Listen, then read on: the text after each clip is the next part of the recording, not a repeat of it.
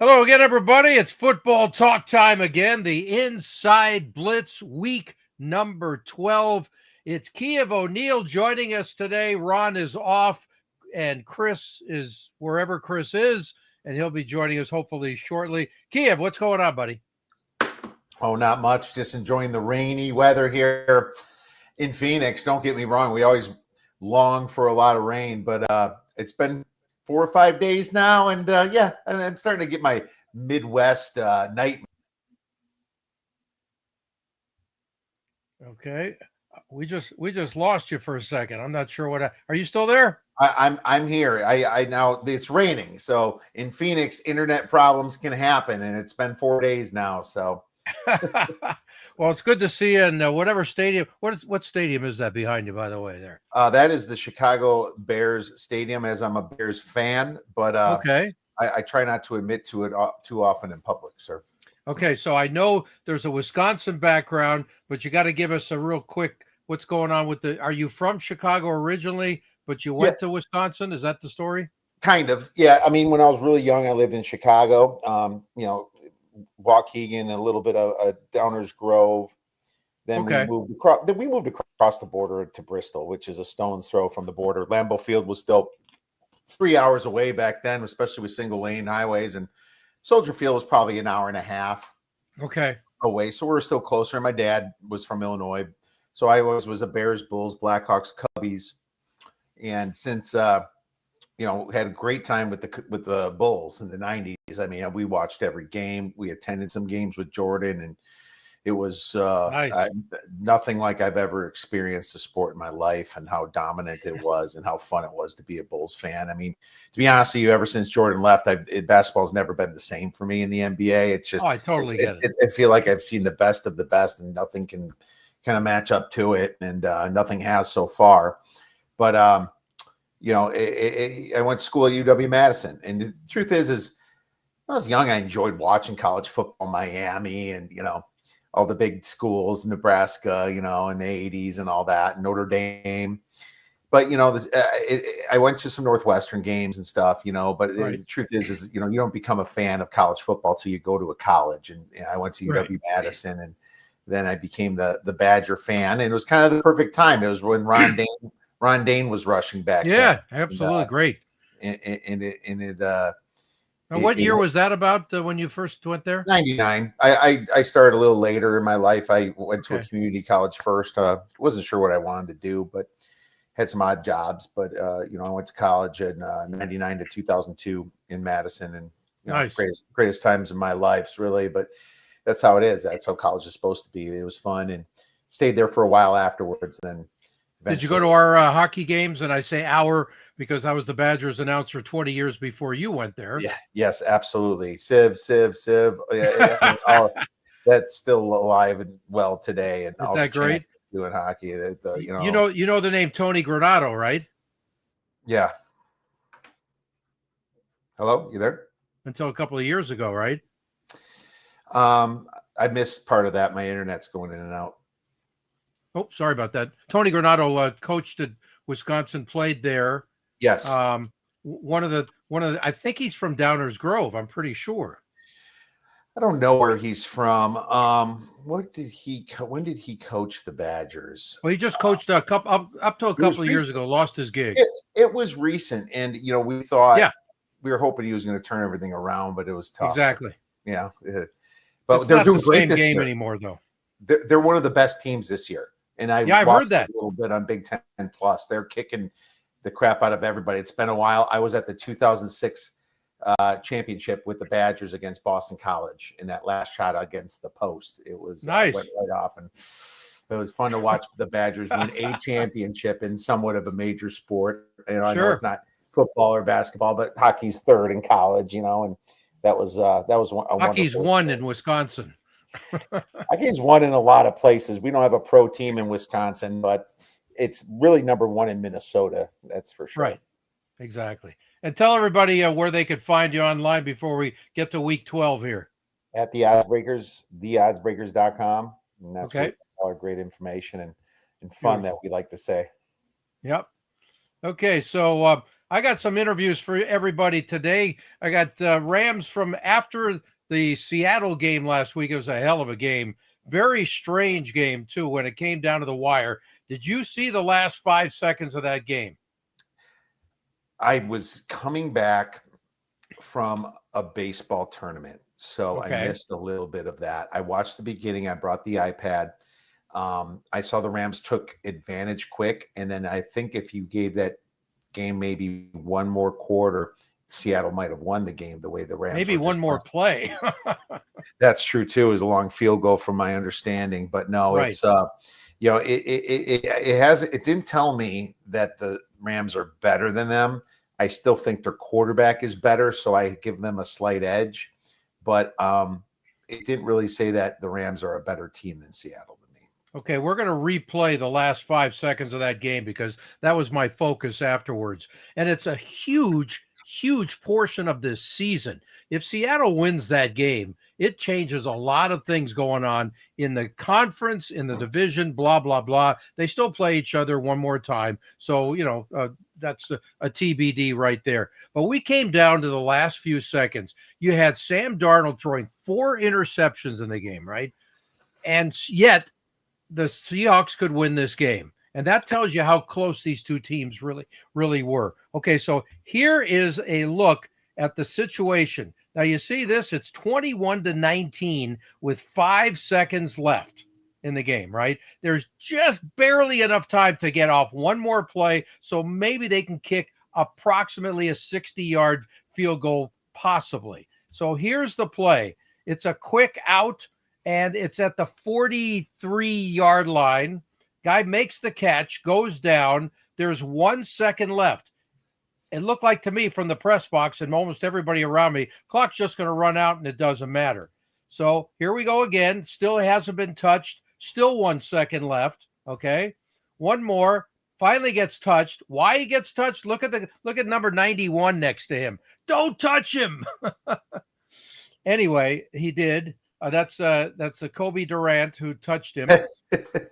All right. And then they're looking down at each other saying, okay, well, maybe the game is over. It's not over. There's still 1 second left. It turns out that the receiver gave himself up. And I didn't even know this was a rule. I know it's a rule for a quarterback. I didn't know it's a rule for everybody else. Are you familiar with that rule? I am familiar with that rule. And have you seen it happen at the end of a game before? Not okay. Off the top of my head, no. I've seen people go down and then get up again, thinking, "Oh, wait a minute, I can go," and then the ref will say, "No, you gave yourself up." It depends if it's by choice or not. And I think he has to tell the ref in advance. I don't even think you need to do that. Well, there's not much time if you don't, Right. And it's funny, that would have been their argument for sure if he wasn't touched. I would think that. But I've seen, if people bounce off their own offensive players and fall down, and then they can get back up and run. But if they go down by their own power ever, it's called giving yourself up, and the ref's supposed to blow the whistle on that. Yeah. So, but again, there was 5 seconds left when they snapped the ball. 1 second left, possibly when they killed the play. And then here's the field goal try, and it was wide right and a little bit short anyway. So, you certainly didn't expect Jason Myers to make that, a 61-yarder at the end. That's my focus after the game. Here's what Coach Sean McVay said from the Rams to me afterwards. I'm proud of the way that our defense, made the plays that were necessary just to be able to impact and influence the game for us to be able to come out on top with the points. I love the way that they did it. I think the offensive guys are going to be excited about their opportunity to be able to learn and grow. And that's a great group that they went against today, but I know that we can play better. There's certainly some things that, I can do a better job for us collectively, but I'm proud of our football team. We're not going to apologize for finding different ways to win. Last one, Ted. Coach, how did you see that last completion for Seattle when the clock went down to 1 second? Was that, that was an unusual way to let the clock run out. It was. I think John Hussey always does a great job. He said the guy gave himself up, and so that left 1 second off. And I'm not too upset about it because they missed the kick. Yes. Thanks. That was the end of that. He missed the kick. That's all he cared about, right? You gave him a walk-off moment right there. What a perfect walk-off question, Yes. Now, the guy who was standing right next to him, Kiev, was Kobe Durant, the cornerback, who didn't touch him. I didn't realize when they called him over that he was the one who was standing there, but I got a couple of seconds in with him, and look at his response on this. Chance before the field goal. Are you surprised the clock didn't run out on that play because nobody was touched? I didn't know what was going on. It was strange, wasn't it? Yeah, I was ready for the field goal. So okay. That's the only thing I was worried about was the field goal. I didn't know how much time was on the clock. Yeah, there was 1 second though. Did you think maybe this thing should have run out? Well, now that you say that, yeah, it should have. That's what I saw. How great is that? It's funny. It's funny. It's like there's a perception that players really know a lot of rules. I mean, even when I was playing back in the high school days, I didn't really know. Oh, yeah. Rules. It's like, and Exactly. it's a misconception. And, they do their best out there, and they make they make instinctual moves. What's their best instinct? That's a big part of what coaching's for too. You got to let the guys know, hey, this is possible. Just be aware, and that's all you could do. For sure. But that's cool that you got to talk to him about that, and he was happy, and he's like, yeah, absolutely, wrote that thing out. Sometimes now here's it takes a while to get down to zero. It felt like it went forever. Now I got Cam Curl, the safety, the Rams safety, in front of his locker room, and I said, do you have 2 seconds? I got to ask you about this play, and his response was the best of all. Okay, the last play of their before they kick the field goal. Should that have been a field goal? I mean, it looked like the clock was running out. Nah, right? Yeah, they cheated. They even cheated with the pass interference. There wasn't no pass interference on E-Man, but yeah, it looked like the clock. What happened to home field advantage? Exactly, because we didn't touch them. Exactly. I mean, it should have been like 2 or 3 seconds off the clock, and it stopped at 1. I've never seen that before. Ball don't lie. I know, but have you ever seen that before the end of the game? I haven't, man. That was like a freebie, wasn't it? It was crazy, but we got the job done. That's all that matters. How exciting is this room right now to win that game in the way you want it? No, it feels great, man. How the defense stepped up and was picking the ball, man. It felt great, man. And what's the best thing about beating that team? Because you got them one more time. Mm-hmm. It feels good. We show what we can do to them, and we're gonna see them again. We're gonna do the same thing.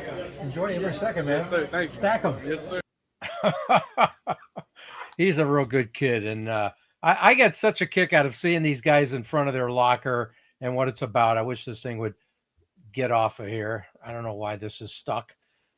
Anyway, it's a kick to get to see these guys. Jared Verse was another one.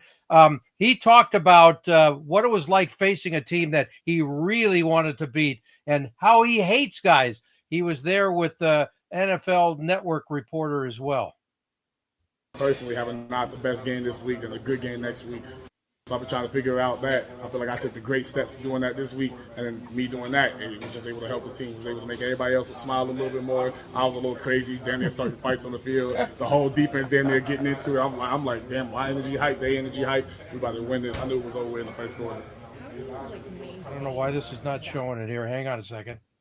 There it goes. This is Bridget Condon asking him a question from NFL Network.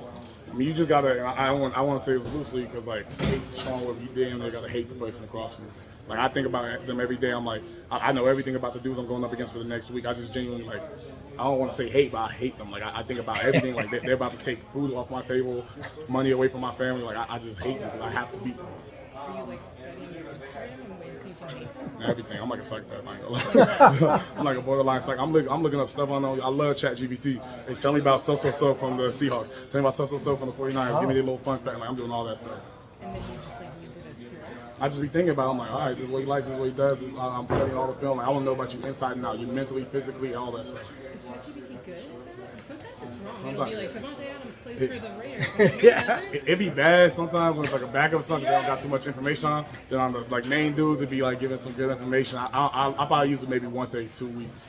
Okay. I will write back and be like, you're wrong. Do you do that? You don't fight with it. And That's just a me, hey, in case AI take over the world, me and Chat tight. Me and Chat Siri, we three locked in.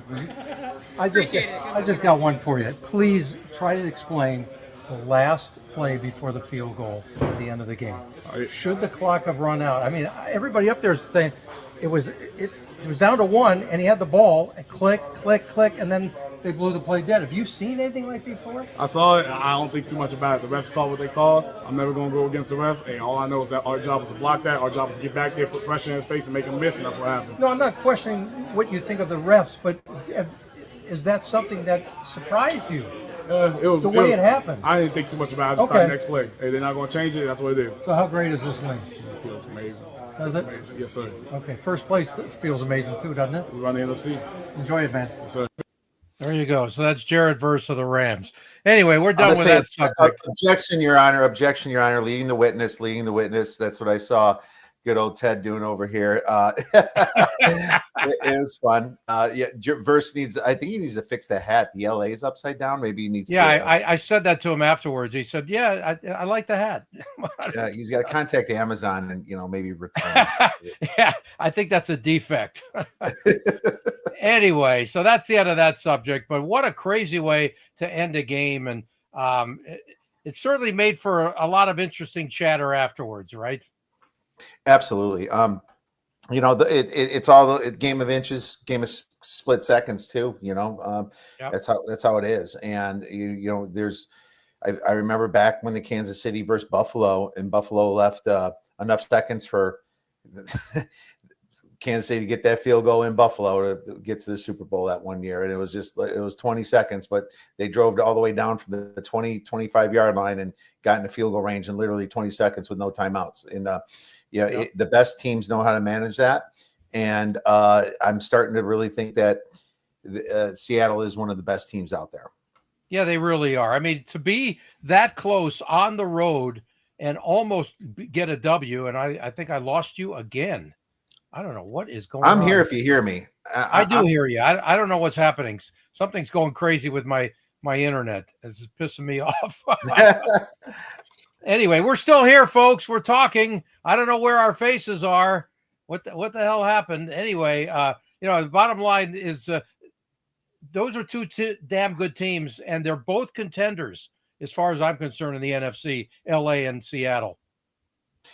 They are contenders, and I think one of them's getting the wild card, and one of them's going to make it. And now you got teams like the Bears, the Packers, and the 49ers are going to be the ones vying for that next wild card spot. And, you can not worry about the NFC South.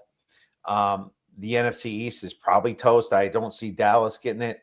It's between those teams, in my opinion, to get that wild card. Yeah, I agree with you. Well, we have a game tonight, the Bills and the Texans. There's some thoughts on what Buffalo is doing, because it continues to be the Josh Allen show, whatever the hell he seems to be in the mood, depending on what's going on. He's coming off that crazy game, 3 touchdown passes, 3 TD runs. The last time and the only other time he ever did it, the only time it's been done in the last, I think, 70 years, was here in LA. And I was at that game last year. And they lost to the Rams. Anyway, what's going on with the Bills? They've got some defensive issues. Very, very much so. And if you're a team playing the Bills, just look at what Tampa did. They ran all over them. The Bills are 31st in opponent rush EPA. And if you're a quarterback or a team with a quarterback with Davis Mills in right now and a bad offensive line, you don't pass block, you run block. The path to victory is to run the football against one of the worst running defense. You want to limit the exposure of Josh Allen on this game. You don't want Josh Allen to have too many attempts. When they lost Ed Oliver on the defensive line, it really hurt. Their linebackers have been banged up. It's a good thing Milano's in, but their safety, Taylor Rapp, and a few others have been out. And this Buffalo Bills defense is turning into like a Bengals defense to me. And laying big points on the road makes this spread completely up to Josh Allen. If you get Josh Allen's A game, this could be covered. But how often can a guy bring his A game, especially after what he had to do last week? Right. It's too many points for me if you want to talk from a gambling perspective. As I am I do obviously bet on these things, Yes, but it's a situation where the Texans are a dog trying to get into the playoffs while the Bills are trying to massage their way into a number 1 seed. I'm gonna pick a team at home like this, especially at a number like 6. So I think the way to beat the Bills is by slowing the progressions down, run the game clock down to 2 seconds, and try to obviously just kind of ugly this game up a bit and run the ball, and maybe the Texans can find themselves a W. Yeah, no CJ Stroud again. So Davis Mills is the guy for the Texans, and he was absolutely better than fine in the past, but so far he hasn't done much when he's come off the bench this year. Your thoughts on how he fits? He's a good backup quarterback, really. Exactly.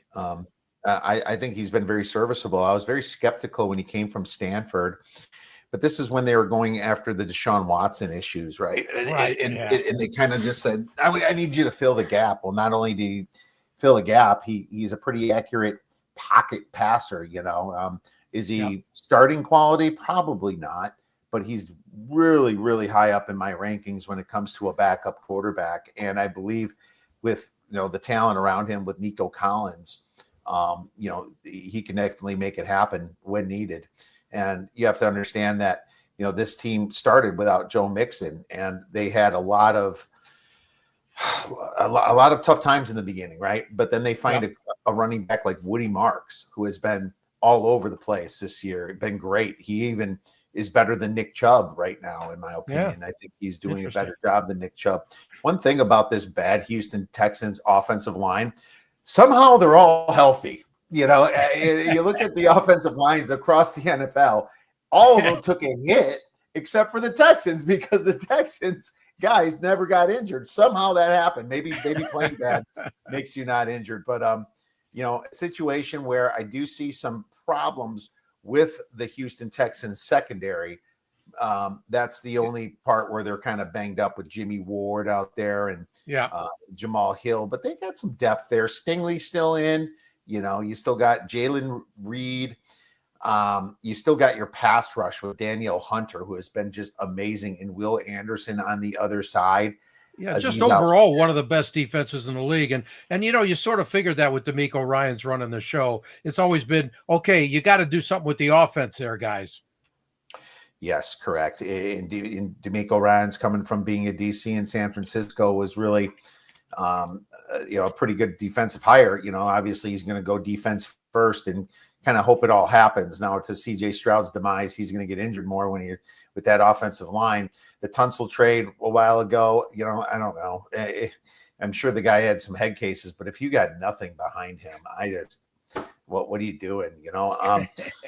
They got some solid tight ends there with Cade Stover finally healthy, and Dalton Schultz is good. So Christian Kirk has proved it in the NFL that he can get it done.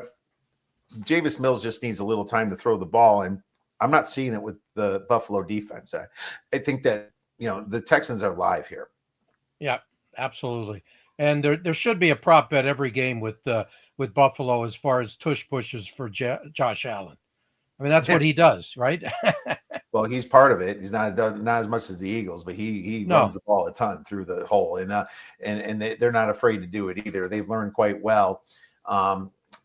They just got to make sure the ball's spotted correctly if you want to go back to the playoffs. But situation where you play with fire, you're bound to get burned. Make it so that it doesn't have to be a decision. But yeah, I mean, I have no problem with the Buffalo Bills offense, but if you're not getting Josh Allen's A game, every single game is going to be in jeopardy of losing. Absolutely. And that doesn't sound good for the playoffs. That's not they got to have a running game going when the postseason hits. And I don't know where that's going to start. Yeah, I mean, James Cook's been well. I know.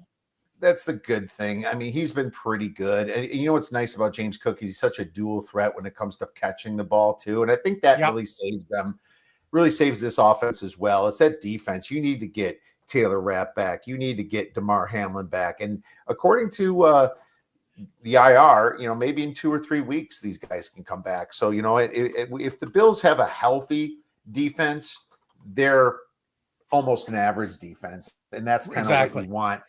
So many years we saw the Chiefs do it with a great offense and an average defense. Now it's changed a bit, but with the Buffalo Bills, getting guys like, Kincaid back also will help their offense. But those two guys that I mentioned are really important here with Dorian Strong, Taylor Rapp, and DeMar Hamlin. Yep. And just want to say hello to our friend Bertie, who's here, and he's wondering where the other two guys are. And I said, because I wanted the A guy here this week. So you get what you pay for. No, I'm the F- compared to those guys. F-. This is happy birthday to Ron's wife, Jean. We'll say that right now. It's her birthday today. Happy birthday, Jean. Exactly. So next game on the schedule, the early morning games on Sunday. And how about the Giants and the Lions? Will the real Lions please stand up? I assume they should take care of biz at home. Obviously, if this was like maybe a month ago, I think they might have been a 2-touchdown favorite. Don't you think? For sure. Jackson Dart has been put out there to try to save Dayball, and he couldn't even do that with Dayball's coaching at the end of games and his choke. And I mean, as soon as I saw Jackson Dart play the game, I was like, he's going to get hurt, and he did eventually. And if he plays like that, he can win games, but he's going to get hurt. That's the whole thing. Is Dart going to throw himself out there? Because this spread got a little high for me. It's even past teaser territory. Maybe you do a 10-point teaser in a situation like this. But the Giants, probably formidable team. They still have a great defensive line. I don't know what the Lions are going to bring today. I mean, they're coming from a tough loss at Philly where there was a very questionable call at the end of that game. And you think their mindset is to cover and destroy this Giants team, which very well can happen. But, that's what you thought when the Giants played the Eagles. There's just a situation where Jackson Dart can kind of bring this team back and put them on his shoulders and get them in. And as long as the trenches are good in New York, they have somewhat of a shot to cover these spreads. Yeah, and I think it's always about the offensive line for the Lions. You got to protect Jared Goff because he's the lack of mobility, as we know, and he's starting to get a little bit of that happy feet that we saw here in LA some years back. And that's, get rid of the ball quickly, buddy. What can I tell you?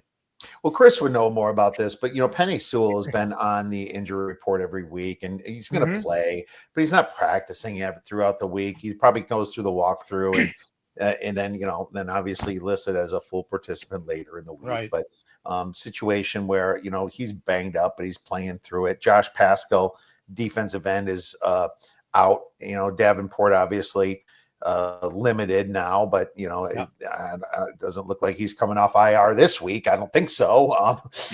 Yeah.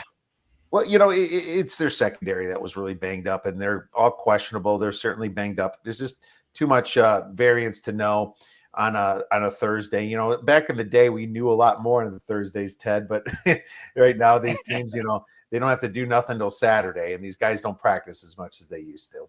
Exactly. It's a totally different football world for sure. Seattle to Tennessee. Let's briefly go over that game. So we just talked about the Seahawks and another back-to-back road games that makes it a little bit more difficult going across the country, going against a really bad team, though. So that certainly helps. Really bad. And they could even I feel like Houston tried to hand them a win last week, and they still said no. Yeah. Well, now you lose the guy that came back, your wide receiver, right? And then you lose DK. Chimere DK also got hurt last week, and so that's 2 wide receivers you're down now, and they're just really on scraps. I mean, the thing about Seattle is one thing that you can trust them to do is cover spreads, especially away from home. They're 8-2 against the spread. In total, as an away team, the Seahawks are 5-0 against the spread with a margin of plus 9.9 points per game. Yeah, remember when we used to talk about the 12th man, and that's not even been an issue the last few years in Seattle. They're a better road team. They are a better road team, and home road splits. Sometimes it can be weird. Normally, you're wondering, you're looking to fade a team on the road because their home road splits is keeping their averages high. In this situation, it's just Seattle's just great on the road. Trust me, man. 13.5 is staring at you, and I think it's right. I think it might be a little short, to be honest with you. I didn't get to the window right now, but it's a consideration for me. And, maybe some contrarian type people will drive it down a little bit. And Sam Darnold just loves to pick on bad teams, and coming off a 4 interception week, it just feels like this is the spot where you're looking at like a 35-13 type of game. Yeah. By the way, he might throw 5 and still win this week.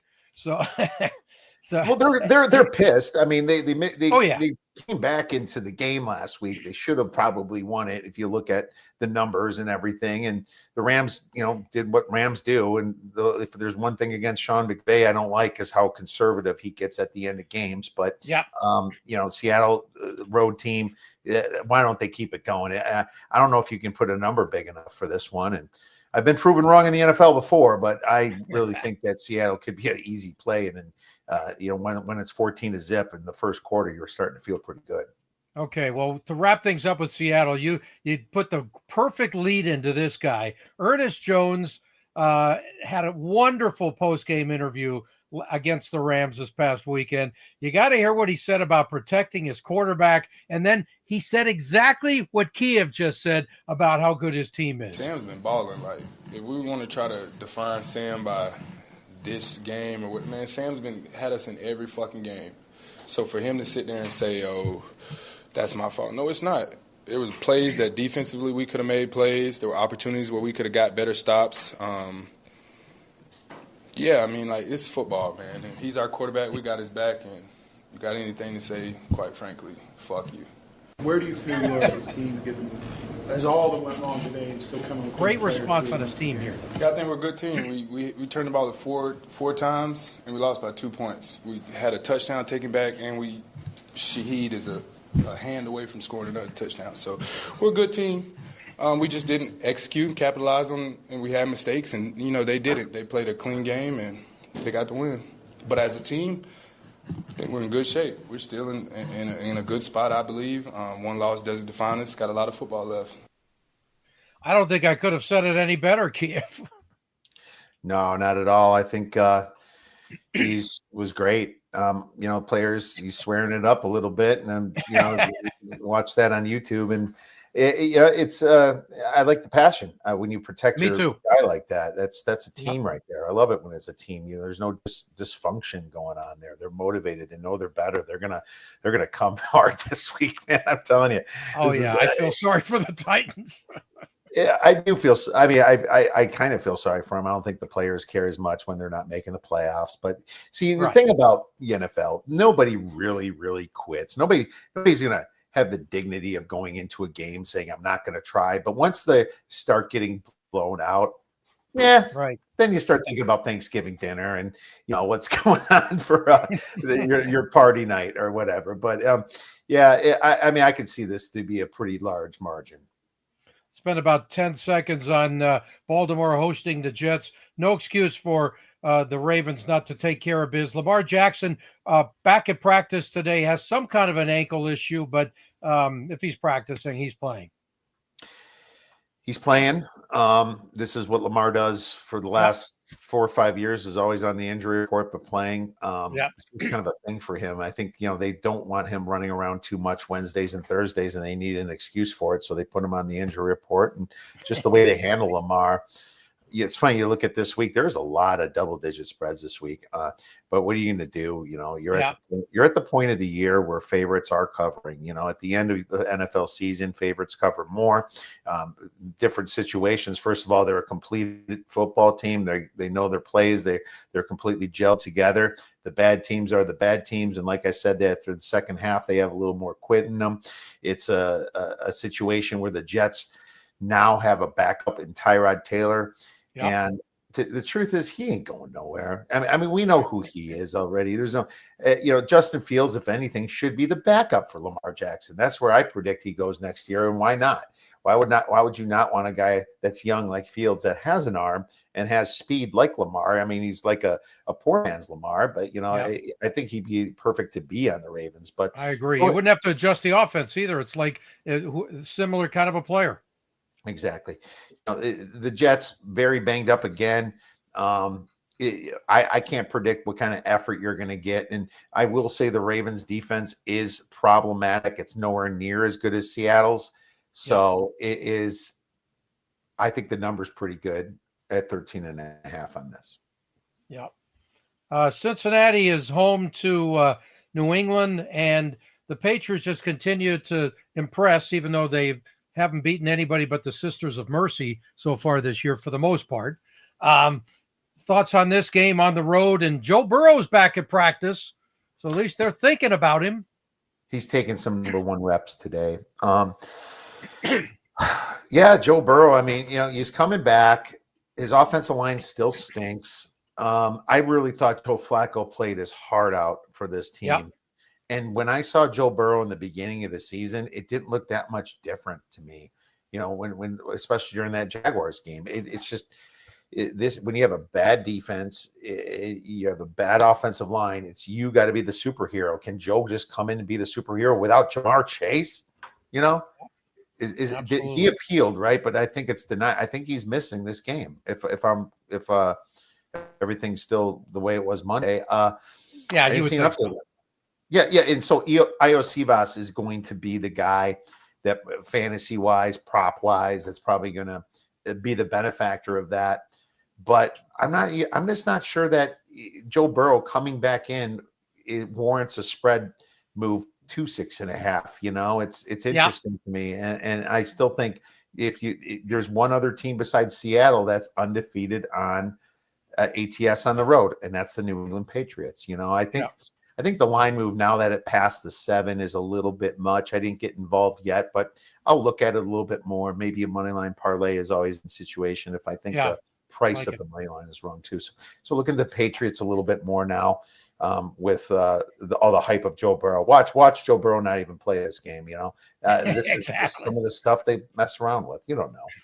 Exactly. So Joe Burrow has been in and out. We never know when he's going to show up. We never know when Las Vegas Cris is going to show up, but he's here. What's up, baby? Hey, guys. How's it going? Sorry for my late arrival. As you can see, I'm in between appointments, so to speak. So it's frustrating. But I heard all that about what Kiev said, and it kind of puts you in a tough spot because he's definitely not confirmed in, right? No. So you're damned if you do, damned if you don't, because if they confirm him in, then the line comes down to, another 2.5 points, I would imagine, down to 4. So you feel like a sucker at 6.5. And otherwise, the thing bounces back up over 7. So what are you supposed to do here at 6.5? Well, I think what you're supposed to do is if you're damned if you do, then don't until you know, right? I mean, it's totally up in the air. Yeah, I think I'm more inclined to take advantage of a money line situation. If you can, if you're getting a good money line in New England at this point, and I think even if Burrow plays, how much of a difference is he really going to make? Hendrickson's still out, Chase is out. They're 3 and 7 if I'm not mistaken. I mean, realistically, why I don't understand why they're pushing him in. I don't either. And let Flacco play. I mean, he's doing the best he can. It's all about their defense anyway. It doesn't even matter. They're so damn bad defensively. It's a joke.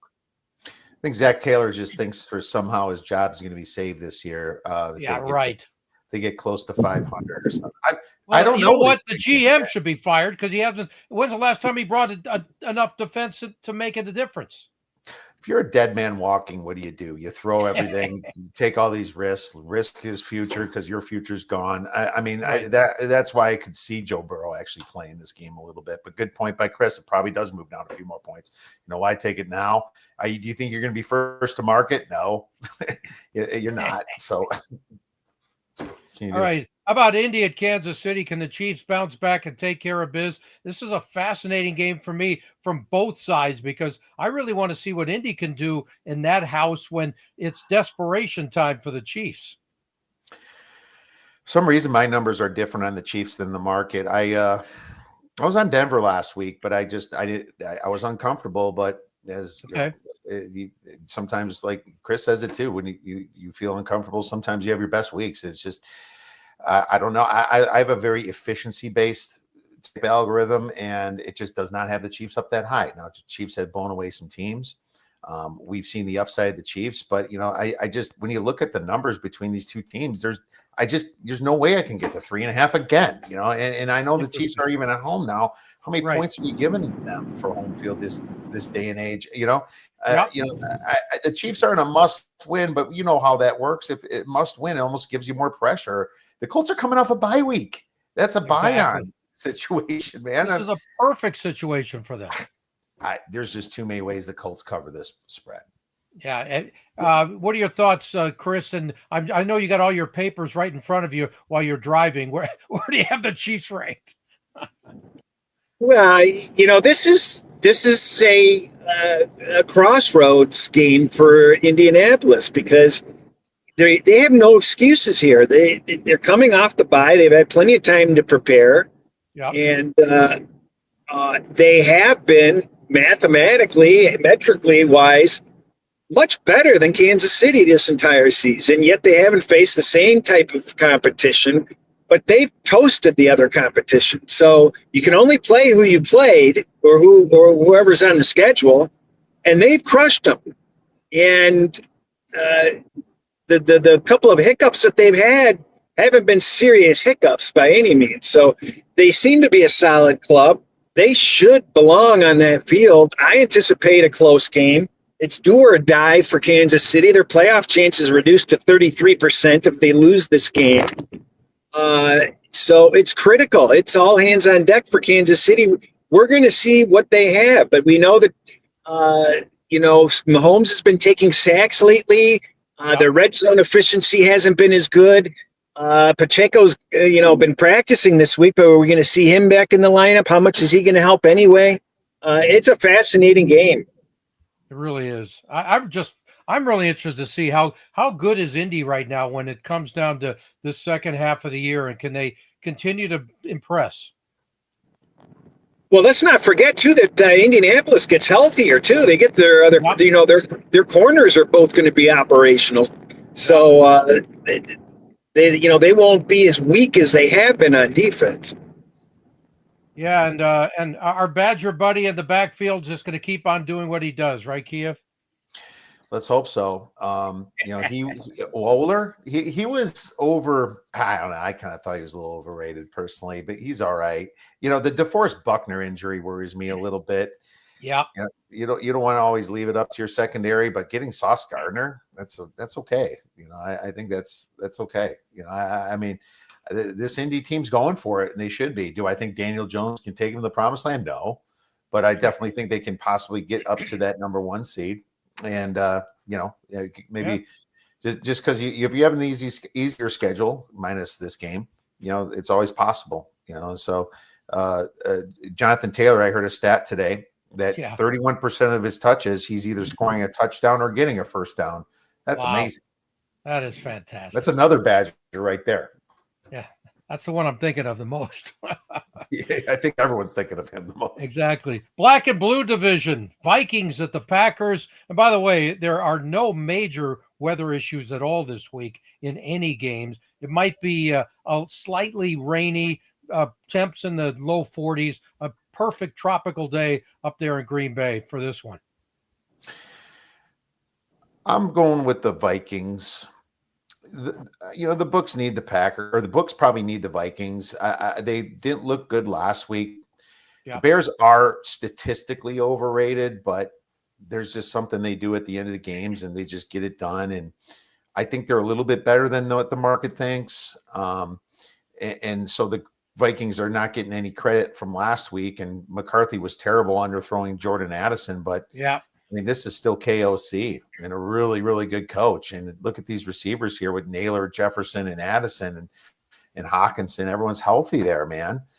This defense got back healthy. Andrew Van Ginkel looks good. I think he can really cause a lot of problems for the Green Bay Packers. You have to understand the Green Bay Packers are banged up, man. They're not they're not the same Packers that started the season. No Josh Jacobs, most likely. If he plays, I'd be surprised. He's going to be humbled a little bit.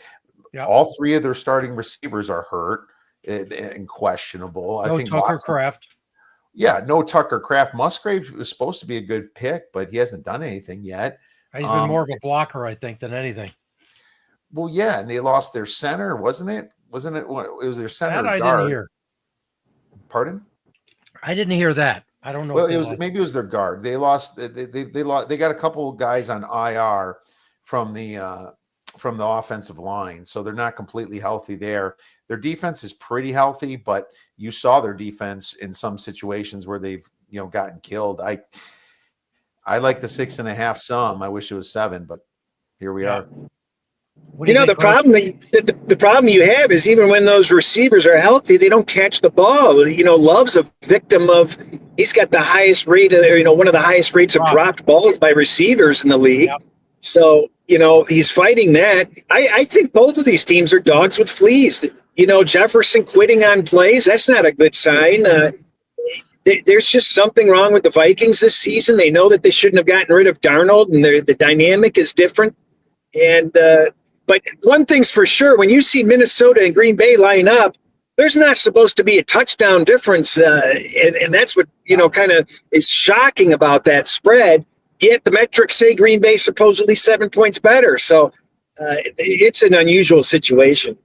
Yeah, and so it's the numbers where you expect it to be, but there's just zero value, is what you're saying, right? I don't know. I think there's value myself on Minnesota.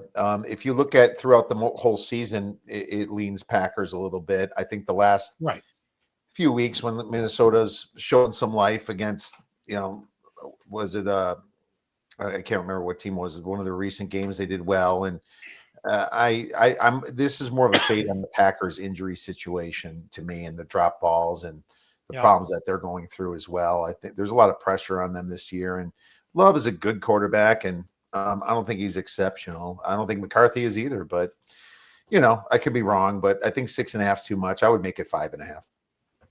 Okay. We lost Chris for a second, so hopefully he's back driving down the strip or wherever the hell he is in Vegas right now. How about the Steelers and the Bears? I haven't heard, maybe there is no word yet on Aaron Rodgers, if he's playing or not. It's probably not the end of the world either way, as far as I see it. I think Rodgers is almost probable to play. He wants to play. Okay. Again, it's his left wrist, so just tape it up, right? I think the Bears want him to play. They're sick of the crap. Hey, he owns the Bears. Well, that's the problem. That's what do you own the Bears when you're on a different team, Rodgers? I don't know. I think that's going to be used in the locker room as motivation for the Bears. Everyone's saying how overrated the Bears are. Don't get me wrong. They got social media. They hear it from everybody. They don't need to hear that. I think both teams are overrated. That's my problem. I think that my Bears are a bit overrated just based on their record and how they're winning one-score games, and they just. Yeah, I agree with you. And I also think that the Steelers, but I will say the Bears defense is starting to get healthier now, and they're starting to gel together. Right. Edwards has been out. Their best Johnson, their best corner's been out, and Kyler Gordon, and these guys are coming back soon. And if Caleb just can keep working magic, there's no low spread or no dog situation that I don't like him in. I just don't like him, just like you saw against the Giants. Any spread 3 or more, Right. My numbers have the Steelers as a slight edge, but not enough to bet it. Okay, Chris is back as he's driving right past the old Stardust Hotel, which doesn't exist anymore.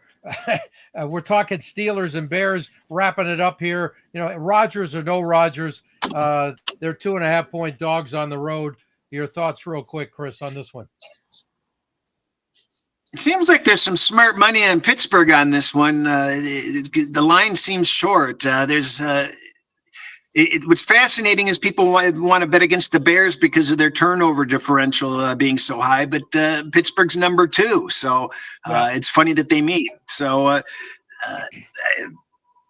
I'm not a believer in Pittsburgh. Pittsburgh rates in the bottom 10 in a lot of stuff that's important to me. They seem to get away with it, smoke and mirrors. But as much as I'd love to root against Ben Johnson, I'll be a Ben Johnson fan this week. Gotcha. Only reason we're going to talk real quick, Cleveland, Las Vegas, is because Shedeur Sanders is playing. And your thoughts on that, guys? It adds more variance to me.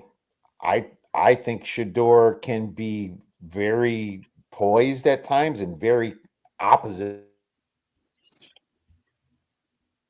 Yeah. I think you froze up just a little bit there, Kiev. Yeah, he's in he's got to do something if he wants to be in the NFL. I mean, it doesn't mean I've seen the skill, and believe it or not, his on target rate in college was the highest out of all the quarterbacks. Oh yeah, absolutely.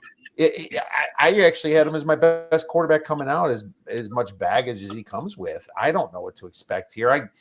The more this goes up Cleveland's or Las Vegas's way, the more I look at Cleveland. What's Geno going to do with Myles Garrett in his face? He ain't Lamar. He ain't Lamar. I don't know. I lean the Browns. I hate it because I'd rather have a more consistent quarterback like a Flacco or a Gabriel even. But right. What do you think, Chris? I think it's good that he's getting his first team reps for the first time. So he's got a week to prepare. I think both of these teams are not, playing to win for whatever reason. But, when you've got Cleveland's defense, the defense could win, some games. So you'd never catch me laying 4 in a game like this. They could win by 21. Don't get me wrong. Shedeur could cough up the ball 3 times, for fumble sixes or pick sixes. But I think he's going to fare better than people think or want to see him do because he's got a week to prepare. Yeah, and there'll be a fair amount of Cleveland fans. There'll be a fair amount of Cleveland fans there to root him in. Sure, absolutely. And by the way, for Geno, I got to play this because he says, absolutely don't blame anything on the coaches, guys. This is one of the quotes of the week. Oh, sorry. Hold on. Wrong one. Here we go. I don't think there was any issue with the play calling. The plays were there. Guys were open. You guys watch the film. I know we got a lot of Monday morning quarterbacks who like to watch film and take screenshots and see where guys are open. So I'm sure you guys will see where the guys were open.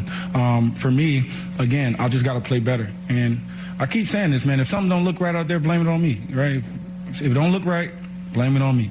That's all you can do. Blame it on me. If your kids mess up at school, blame it on me. Car break down going to work, blame it on me. There you go. So we're going to blame everything on Geno for the rest of our lives, guys. I blame it on the offensive line and Geno. So. How about the Eagles at the Cowboys? Speaking of the boys who just took care of biz in Vegas, that was a home game for them too, of course. Any thoughts on what Philadelphia could do on the road here when all of a sudden the Cowboys have a little bit of confidence coming in with some of their new guys in the lineup? Makes it a little harder to quantify because you got to add to their defense a little bit, who really showed up last week. Now, granted, it was the Raiders, and they actually had the home field in Vegas coming off a bye. It's hard to trust the Cowboys no matter what, but man, I saw a stat that Dak is like 21-2 against division opponents at home. I don't know if you saw the same one. I'll find it real quick. It's pretty telling to me, but I wanted to grab the 3 and I didn't really get it in time. It's like you can probably find a really juiced one, and the 3.5, I mean to say. So I'm not there yet. I always feel like a sucker when I lose on the Cowboys. I'll tell you that. Maybe Chris has something more. What do you think, Chris?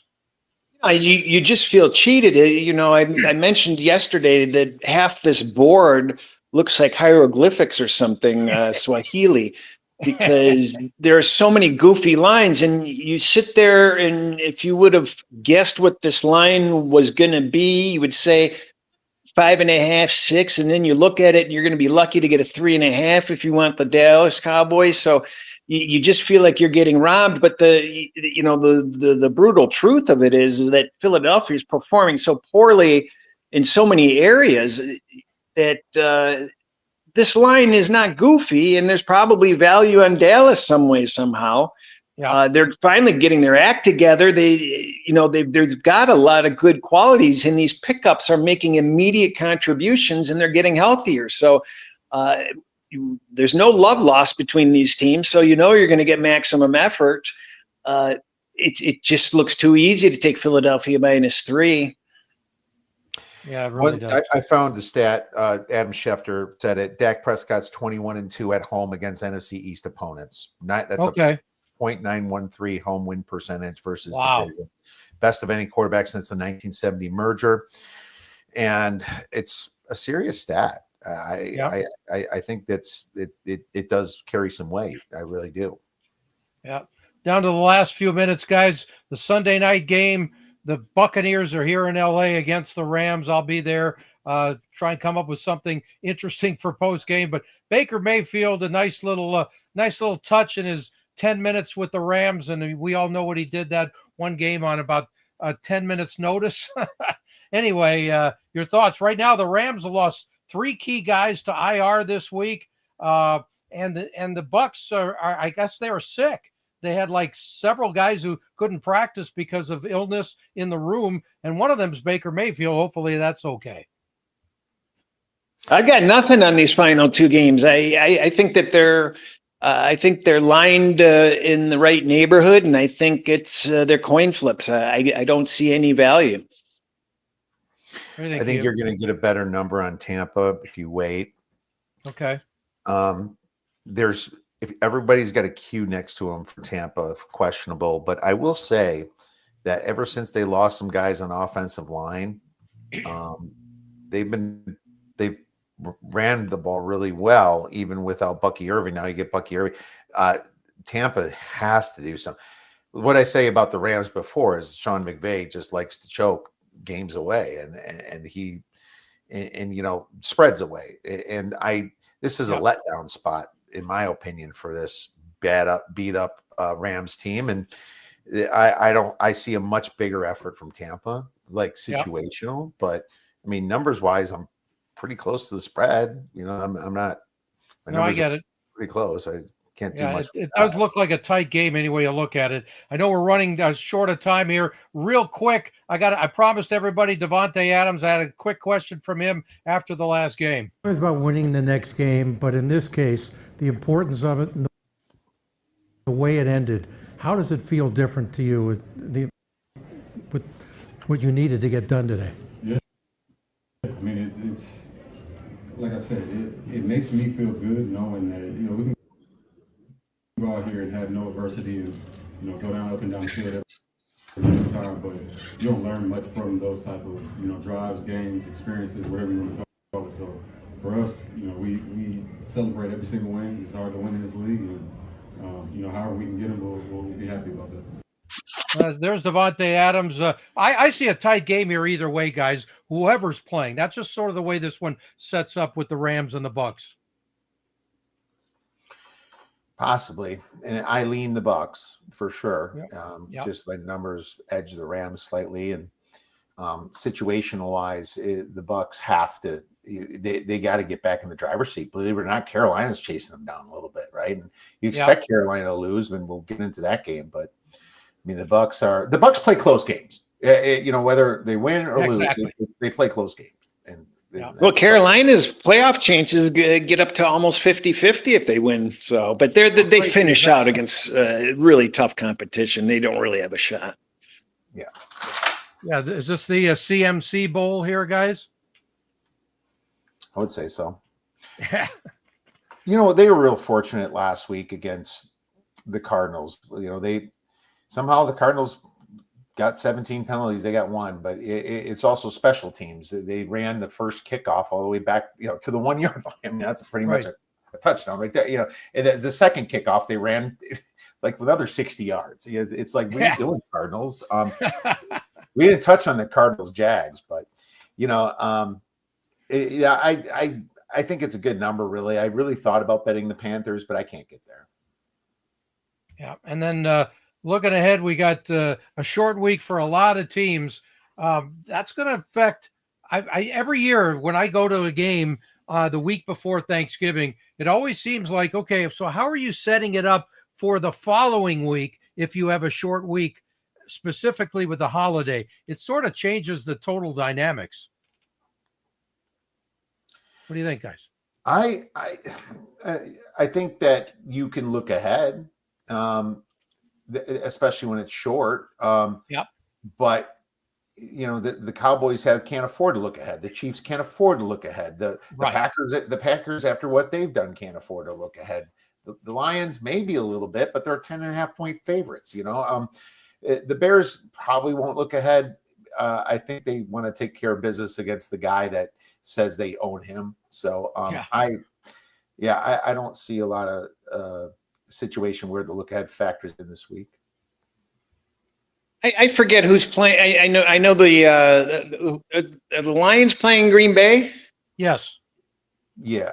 Yeah, I have it up on the screen, so you probably can't see it, but I can't see it. Yeah, it's all right. Yeah, the Lions play Green Bay. That's the first game in the morning, and then the Chiefs at Dallas and Cincy at Baltimore. So anyway, that's your Thanksgiving Day lineup. We'll worry about that. Yeah, next week. Baltimore has no reason to look towards the Bengals. They just need to keep winning, and the Bengals, they just care about getting Burrow in right now, I guess. So, yeah, well, when I say looking ahead, I'm not talking about as much as the matchup as I am like how you're trying to make sure you're managing your roster, that they're healthy, the short week, and all that. I mean, there's a lot of those little factors that come into play. I can't answer that. I can only look at it from a betting standpoint, but I wasn't fortunate enough to play in this league. I'm sure that there is some guys that will tell you some really good answers to that's played in the league, and I don't know, Chris, you got anything? I just there's just no excuse for a team like Detroit to be focused off a loss. Kansas City has no room for error. I think the Bears on their winning streak want to keep that rolling. Green Bay, they're in corrective mode. They will not be lapsing in focus this week. I don't think it affects much this week. Yep, I totally agree. Last thoughts, guys, before we just say happy Thanksgiving to everybody. We don't know what time we're going to do this show during the week yet, so that's a TBD. I think Chris, you and Ron are going to be. You got a show on Tuesday, is that correct? Yeah, Ron and I are going to do ours Tuesday at noon, and we'll get a hold of that. Get ahead in the short week. Yeah. How about you, Kiev? No, I'll be doing my NFL in about 30 minutes here. So if people want to tune in, I'd love to hear some questions and comments, and have a great guest from LA, Katie. She's doing great in the NFL. Her record's fantastic. And nice. Next week, Tuesday, Chris Felica, our Thanksgiving special. We always like to talk food too. So anyone with some food ideas, we'd love to hear that. And I'll probably just do NFL solo just early for the week because you have the 3 Thursday games. And, I'm not going to do anything Friday. I'm taking the weekend off, and we're going to relax. So nice. One show, just the Monday show and the Tuesday show for me. I'm just wondering, Chris, are you using that barbecue for the turkey this week? No, I will not be. I'd rather use a deep fryer on a turkey. Okay, gotcha. Anyway, good show, guys. I appreciate it. Everybody on the run. It's holiday time. Enjoy your turkeys and ham or whatever the hell you're eating. And good luck this week, everybody. Bye. Bye. Thanks, Ted.